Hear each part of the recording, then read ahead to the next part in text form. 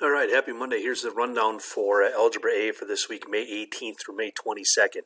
So today, in addition to watching this video rundown or looking at the lesson plan online, I'd like you to watch the notes for 4.3 Part 3.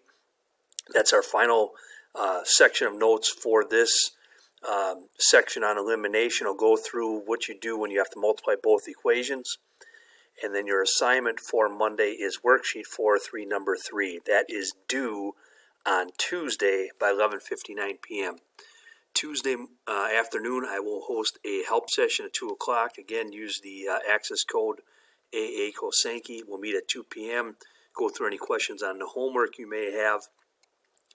And on Wednesday, you're going to go ahead and start your review, your quiz review for after Section C. And then that is going to be due on Thursday. I will run a help session Thursday as well, so if you have any final questions on that quiz review, we can go through that.